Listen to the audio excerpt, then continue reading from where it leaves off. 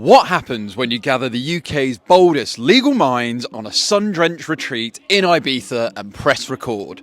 Welcome to the Lawyers Retreat miniseries, a special edition of the Legally Speaking podcast sponsored by Clio. We've partnered with the visionaries behind the Lawyers Retreat, the wonderful Burt and Kirsty Pappin, to bring you real, unfiltered conversations from Cala Carbo, where strategy, succession and scaling and sunshine meet. This isn't your average CPD. It's leadership with a view, innovation with a cocktail, and well-being with purpose. You'll hear from trailblazers rethinking the legal playbook, with the episodes recorded poolside, mic hike, and even post-yoga. 2025 is our year of 10xing the show. This mini-series is just the beginning, so let's get into it.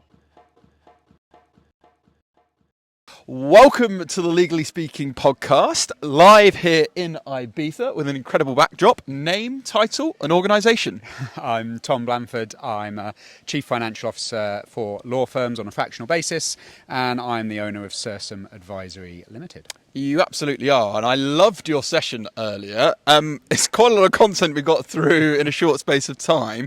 Can you just talk high level through the concepts you went through during your session and why they're so important for law firms? Yeah, I mean, the key point that I make is you have an accountant, you have accounts, you have balance sheets and P&Ls. These are all wonderful documents. I'm not knocking them for a second, but you actually need to run your business. Yep. And in running your business, the format that HMRC require might not actually help you to run your business.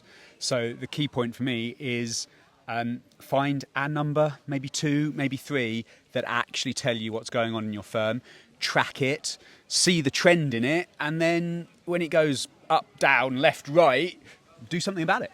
And I quite like the analogy or an example you gave of Southwest Airlines to perhaps put it in context for law firms to think about the number, because it might not be what they think. They might just think profit instantly, for example. So you can give a bit of context to that, because I thought it was great. Yeah, it might be profit, but you're right, don't default to profit. So there's a famous kind of MBA case study that many people might know, and it's quite complicated, but to distill it down, Southwest Airlines, who are a sort of budget carrier in the southwest of the United States, so kind of Texas, basically. Yep. Very large organisation. I think at the billions of dollars of revenue, I think, hundreds of planes.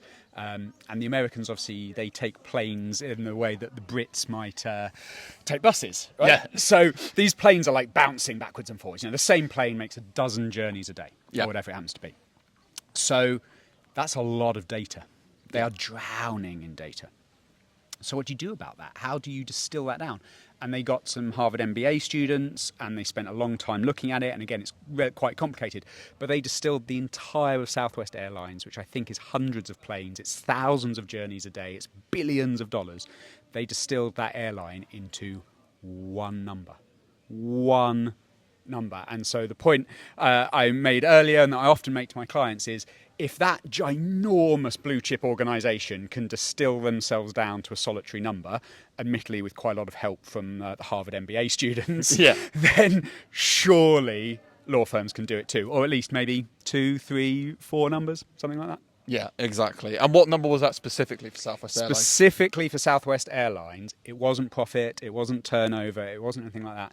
The number that they track that lands in the inbox of the C-suite every single morning is the number of planes that were on the tarmac yesterday for longer than an hour.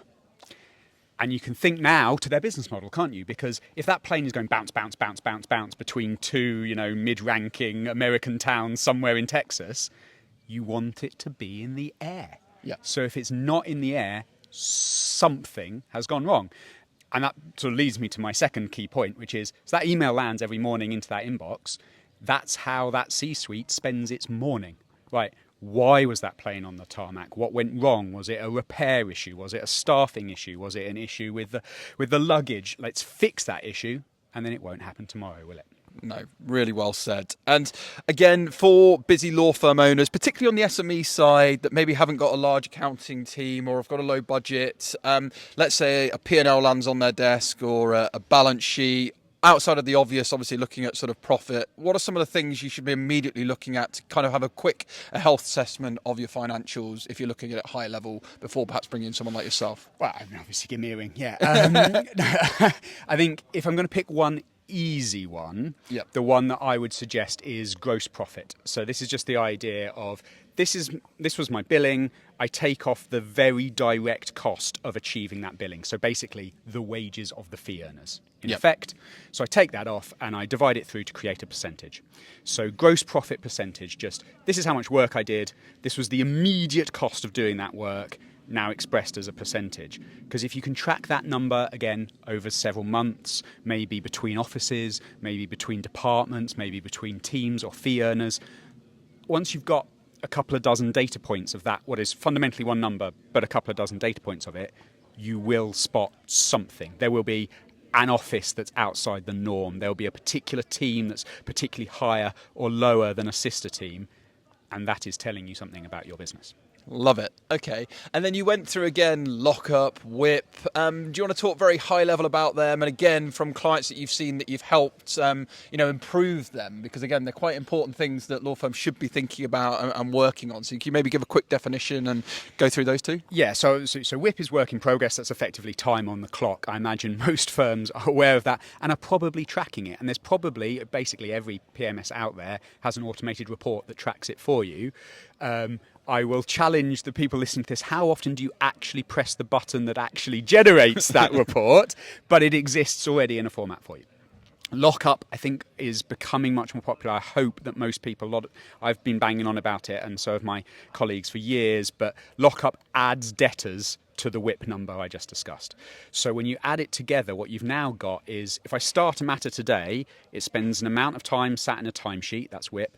Then it becomes an invoice, which spends an amount of time sat as a debtor, and then that debtor gets paid. So from the start all the way through to when it actually becomes proper cash, with pictures of the monarch on it that you can hold in your hand, that is your lockup. Now, it's usually expressed in days, so you usually divide that number through by 365. And what are we measuring there? What we're saying is, if I opened it today, how long until I get paid? And what should that be, and what's reasonable for the type of work that I do? And if it's unreasonable, why? Because what we're actually saying is something somewhere in your process has got stuck. Yeah, love it. And again, people who might be new to the idea of a fractional FD, how does it work? Can law firms buy you for an hour, or is it a year? Is it 6 months? Talk us through kind of the whole fractional FD concept and how it works. Yeah, well, they can buy me for a session if they really want. I mean, I think, and that does sometimes work, and sometimes I can sort of come in, crunch a number, spot some of these problems and say, there you go. For most of my clients, I work on some level of retainer. So I might come back in once a quarter or once a month or once a week, oftentimes to crunch a particular problem or to try and fix a particular thing, and then sort of hold their hand for a bit, and then I try and head on my merry way. I say to most of my clients, if I'm doing it right, I should sack myself within the first, let's say, 18 months or so. Yeah. And, take this as a compliment because of the quality of the clients, and you know the legal industry so well, and you just really know your head around numbers. But when people are thinking about an FD, what's the difference between a good and a great FD? The very, very best FDs, and I know several of them, several mates, people that I trained with who have gone into a variety of FD roles, the really good ones don't have a calculator and don't open Excel. And the reason I say that is because they need to be able to explain the number to you. They need to be able to interpret that data. They've probably got a team with a bunch of Excel and calculators. I'm not saying there isn't a number to be crunched here. But when we're at that top, if you're the top man or woman in finance, you should know those numbers. You should have that data available to you. But it's actually about how you explain it. Yeah. How you say, well, this number has gone up, down, left, right. Fine. But why? Or what does that mean? Or what is it telling us? So really good FD actually is less of an accountant and more of a storyteller. I love that, and listeners of mine will know that I always say if you confuse people, you lose people. It's better to be clear than it is to be clever, and all of these great things. And that's a cracking example. Thomas's brilliant little masterclass on all things finance and accounting summed up in a very short episode. I'm sure people have got questions. So if they want to learn more about you or indeed the world of finance or your services, where can they go to find out more? Feel free to shout out any websites, any social media handles. We'll share them in this episode. I was going to say, so you can find me on LinkedIn. It's Tom Blandford, law firm CFO, or the website is sir-sum.co.uk. Fantastic. Well, it just leaves me to say thank you ever so much for joining me here in Ibiza on the Legally Speaking podcast. But for now, from all of us, over and out. Thank you for listening to this week's episode. If you like the content here, why not check out our world-leading content and collaboration hub, the Legally Speaking Club, over on Discord. Go to our website, www.legallyspeakingpodcast.com, for the link to join our community there. Over and out.